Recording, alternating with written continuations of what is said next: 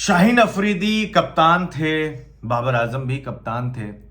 फिर शाहीन अफरीदी कप्तान बने और उसके बाद शाहीन अफरीदी ने लाहौर कलंदर्स की कप्तानी की पीएसएल में। पीएसएल में एक बात मैंने बहुत अच्छी तरीके से नोटिस किया था कि ऑस्ट्रेलिया टूर पे शाहीन अफरीदी की गेंदबाजी की स्पीड 130 थी। वर्ल्ड कप जब चल रहा था तब भी इंडिया में उन्होंने गेंदबाजी 130 135 की स्पीड से उन्होंने गेंदबाजी की थी। लेकिन पीएसएल आते आते शाहीन अफरीदी पूरी तरह से फिट हो जाते हैं और उनकी स्पीड जो है 145 से ऊपर चली जाती है, 148 तक भी वो फेंक जाते हैं। 146 147 की स्पीड से मैंने शाहीन अफरीदी को गेंदबाजी करते हुए पीएसएल के दौरान इसी साल मैंने देखा है। लेकिन जब शाहीन अफरीदी को कप्तानी से हटाया जाता है और फिर बाबर आजम कप्तान बनते हैं और जब मुकाबला होता है तो मैं ये देखता हूं कि शाहीन अफरीदी की गेंदबाजी स्पीड में काफ़ी ज़्यादा गिरावट देखने को मिली है। आपको जानकर हैरानी होगी कि जब पिछला मुकाबला हुआ था जिसमें Shaheen Afridi player of the match का अवार्ड भी उन्होंने जीता था, उस मुकाबले में शाहीन अफरीदी से कहीं ज़्यादा स्पीड से मोहम्मद आमिर बॉलिंग कर रहे थे। आपको हैरानी हो रही होगी कि यार मोहम्मद आमिर अब तो इतना यार उनका एज हो गया, एक तरीके से 32-33 साल के हो गए और काफ़ी ज़्यादा सीनियर है। और एक सीनियर खिलाड़ी 140 की स्पीड प्लस गेंदबाजी कर रहा है और शाहीन अफरीदी को आप सेकंड T20 मैच में देखते हैं कि वो 130 135 की स्पीड से वो गेंदबाजी कर रहा है। तो कहीं ना कहीं सवाल जरूर उठता है और उठना भी चाहिए कि क्या शाहीन अफरीदी के इंटेंशंस क्लियर है?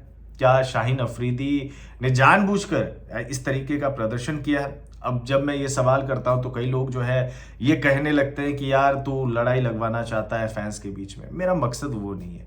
जो मैं नोट करता हूं, जो मैं नोटिस करता हूं, मैं वही बात तो आपके सामने रखता हूं। क्यों शाहीन अफरीदी अब 148 की स्पीड से गेंदबाजी नहीं कर रहे हैं? वो तो पूरी तरह से फिट है। उनकी स्पीड में क्यों गिरावट आई है?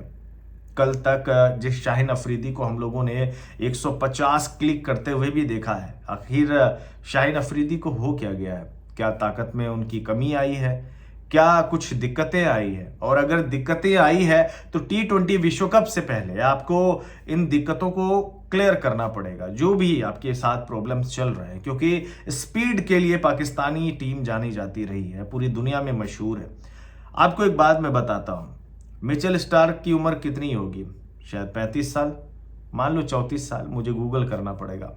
मिचेल स्टार्क आज भी 140 से ऊपर टेस्ट क्रिकेट में वो गेंदबाजी करते हुए दिखते हैं और जब वो वाइट बॉल फॉर्मेट में क्रिकेट खेलते हैं तब उनकी गेंदबाजी में 145 146 की स्पीड रहती है। और आप देखेंगे कि शाहीन अफरीदी और मिचेल स्टार्क में लगभग में 15 साल का गैप होगा, शायद 12 साल का भी गैप हो। एक 12 साल ज़्यादा उम्र का खिलाड़ी वो गेंदबाजी कर रहा है 148 की स्पीड से, 145 की स्पीड से, जब वो अपने देश के लिए खेल रहा होता है। हाँ, आईपीएल में इस समय मिचेल स्टार्क की गेंदबाजी बहुत ज़्यादा बेकार रही है, वो उतनी ज़्यादा स्पीड से भी गेंदबाजी नहीं कर रहा है। लेकिन एक 24 साल के लड़के के लिए शर्मनाक ये बात है कि अभी ही आप जो है 145 से घटकर आप 135 पे आ जाते हैं, 132 पे आ जाते हैं।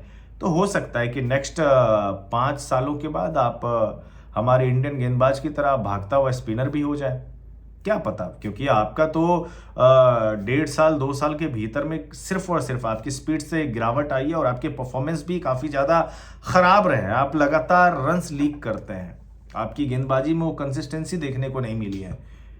तो I don't know, Shaheen Afridi को अपने पे काम करने की बहुत ज़्यादा ज़रूरत है और अगर वो ज़रूरत पूरी नहीं करते हैं, अपने पर काम नहीं करते हैं, तो आने वाले T20 विश्व कप में पाकिस्तान को इसका खामियाजा भुगतना पड़ेगा और शायद तब बाबर आजम के मत्थे पे सब कुछ आके चढ़ेगा कि बाबर आजम की वजह से जो है एक बार फिर से पाकिस्तान की टीम एक आईसीसी टूर्नामेंट हार गई है। लोग तो यही कहेंगे, लेकिन उससे पहले शाहीन अफरीदी को और बाकी खिलाड़ियों को भी फिट होना पड़ेगा पूरी तरह से, ताकि वो पूरी तरह से रंग में दिखे। आगे इंग्लैंड के साथ भी सीरीज खेलनी है आपको और वहां पे पूरी तरह से दमखम भी लगाना है आपको। बहरहाल इस वीडियो में बस इतना ही, धन्यवाद। आप मुझे बताएं कि शाहीन अफरीदी की गेंदबाजी की स्पीड कम क्यों हुई है?